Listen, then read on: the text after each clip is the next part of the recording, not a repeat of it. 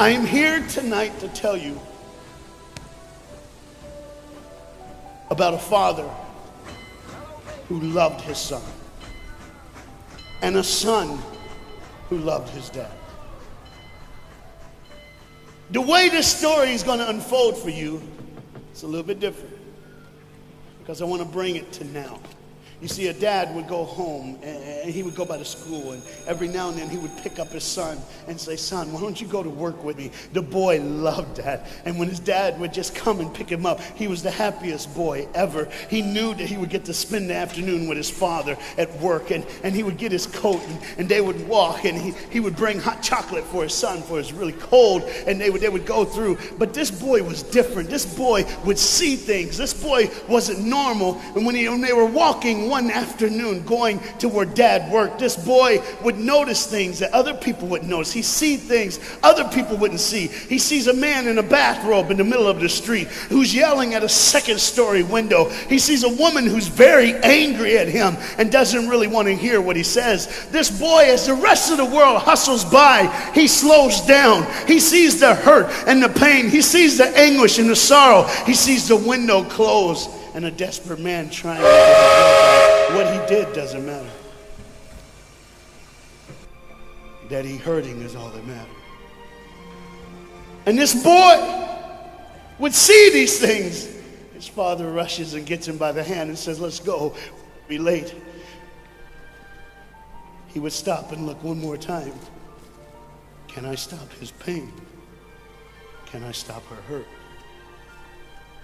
But the boy loved his father. They would go and they would catch the trolley. I think that's what you call it here. We call it a tram. Yeah, I don't know the words. But he would get on there with his dad, and the boy would just notice people. He would look. And that day, one particular, he noticed something as he got on the train. To explain something, as you can hear, there's a train coming, and I got to get through this before the train gets here. He saw a man, he saw a woman. He saw that the man seemed very happy and the woman seemed very sad, and he couldn't understand why they could be together and one be happy and the other be sad. He couldn't understand that, but the little boy knew that there was something wrong. He had this feeling, this instinct that was amazing, how he cared for other people, but he loved none other than his father. He knew his daddy loved him, and as he watched the world and their hurt and their pain, he knew that he would always have a father. But even notice this, I need you to understand as you hear this story and get involved in the life of this man and his son, I need you to notice that there's no mom. As they walked through the woods, the boy would say to his father, "Dad, what will I do when I grow up?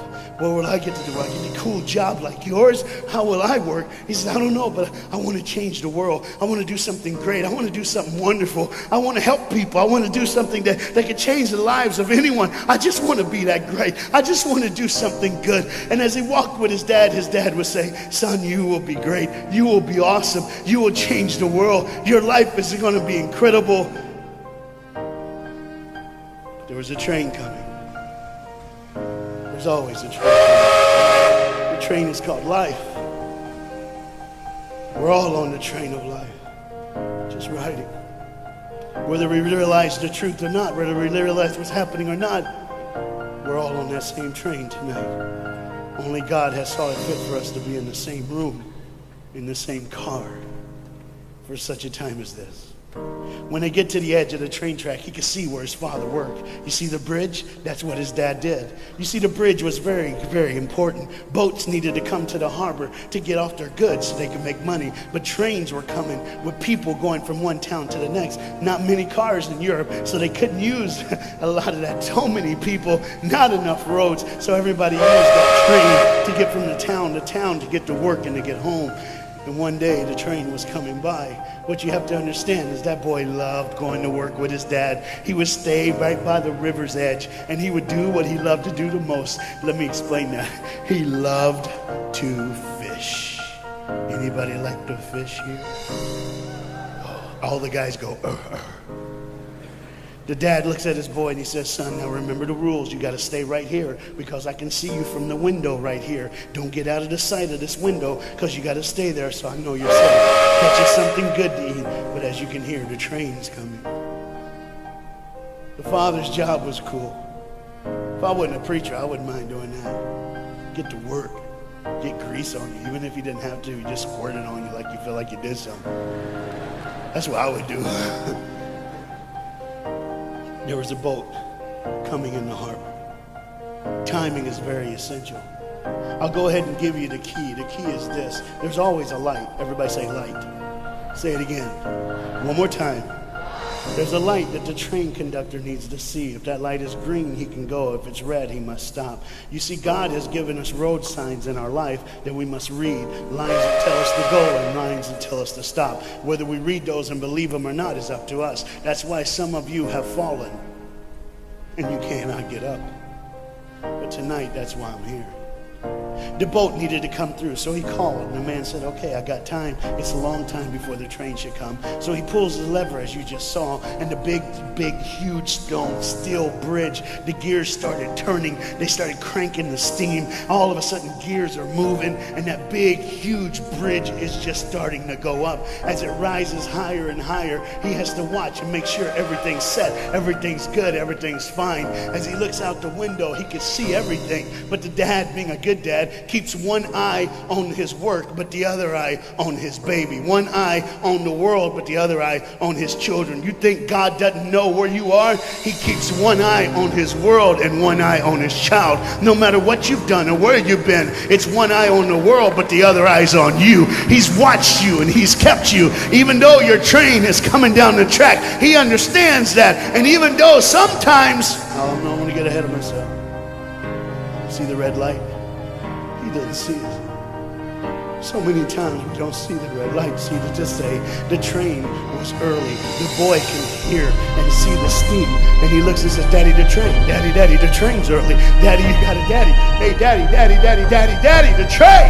Daddy, the train's coming. But the dad was looking at the gears, making sure he had enough oil, making sure there was enough steam to get the bridge back down for the train. And the boy knew one thing. Now listen, the boy knew that his dad one time showed him where the trigger was. It was a red lever. If he pulls it, the train bridge would collapse down fast and the train would be able to come across. All the boy knew was there were people on that train. There were people that needed to be saved. There were people that had, some of them just with their friends having a good time, like everything's fine. They did not know that the bridge was up. They did not know what was coming. They're just living their life like you and me, just going down the road, just being our own thing, doing our own thing. And the dad all of a sudden hears the train coming. He looks and then he said, oh, my son. He looks out and his boy's gone. He's like, oh my God, where's my son? Where's my son? He got to figure out. He looks back just in time to see his son trying to save the day.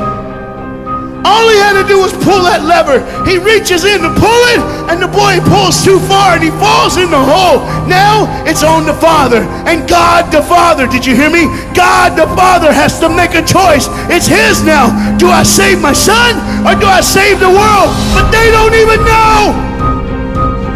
They don't even know. The greatest decision of his life.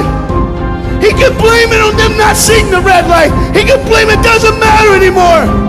Pull the lever, save the world. Leave it up, save your son.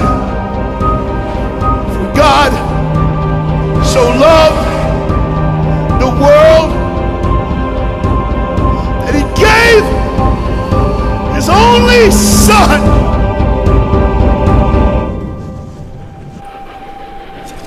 Whosoever believes in him will not perish. 3, 2,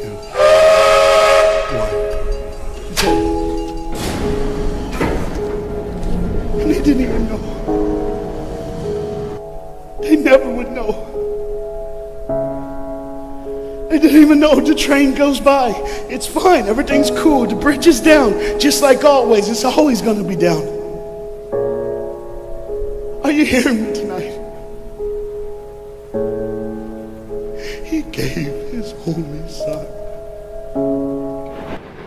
For God so loved the world that he gave. And you know what's amazing? I wonder what God did right when his son died on that cross. When he breathed his last breath, when he took that breath and he breathed and it was over. Here's what the Father would have looked like. They didn't even know, just trying to think of their life, just trying to figure out what they're going to do next. Just thinking about the person they're going to see, the people they're going to hang out with. Just trying to be just loving, caring. Doesn't matter if you're blind. Doesn't matter if you're putting on a little more makeup, trying to look pretty for somebody, or just wearing another mask. It doesn't matter. God gave his son for you. What will I do when I grow up? Where will I go when I grow up? What can I change?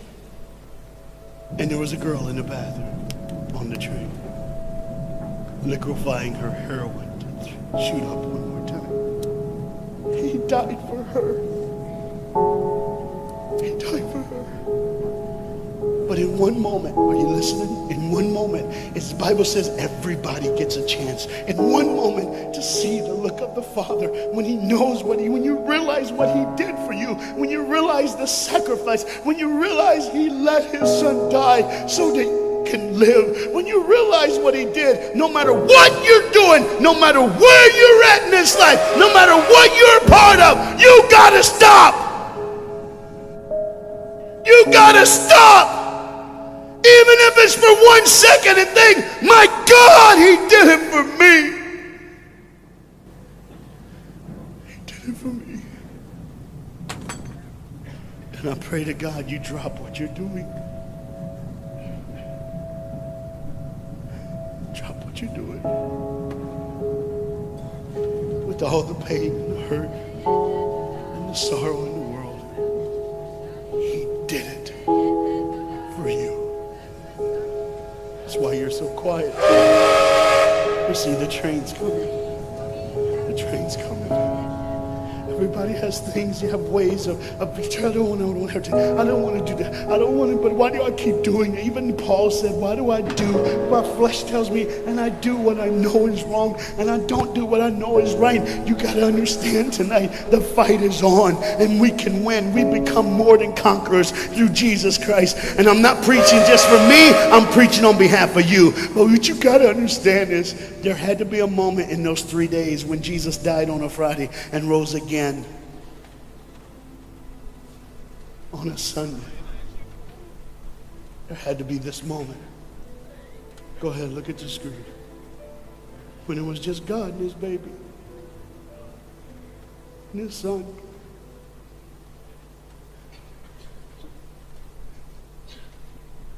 Every sin that's ever been committed in this earth is rolling through your mind right now. I'm here to tell you that as the sun sets in the afternoon, the sun will rise again. And when the sun rises again, you cannot change your past, but you can change your future. You see, it's always a different day. One day someone lives, the next day they die, the next day you wake up and you're still living. You're like, why am I going to live? Why does this have to be my turn? Why can't I? You can just preach. I could have stopped, but I need you to see the whole picture here. You see, because when God the Father gave his only son, when Jesus Christ breathed his last breath and he died, he did it in a way that you can never ever say, you don't know me, you don't understand me, God don't understand my pain, God don't understand my sorrow. You see, that's the very train that boy was on. That's the very train that he was on. And as this dad remembers, look real close. You see the pictures of the people? Bam, there they are. But there's somebody added in the picture, isn't it? Bam, there they are. Do you see who's added in it? In every face of every person, Jesus is in their life. Why? Because when you're the greatest sacrifice, you always end up in everyone's life, no matter where they are, who they are. He did it so that you can say he was there all the time, waiting patiently in line. Jesus Christ was there all the time. And the train keeps going. The train keeps coming. Train keeps moving. People keep living and people keep dying. And God the Father just watches it all. One eye on the world, the other eye on you. Some of you are starting to figure it out. You're like, what is he looking for? Just one girl. Because see, the whole horrible day, God only had his eyes on one person. And it was just a day on the street corner. And he walked by, saw a girl with a baby. And she saw him. Do you get it? Old things are passed away. Behold, all things become new. He did it so that we could live. No matter what the sin, no matter what the pain, no matter what the sorrow, the sacrifice was perfect. It was perfect.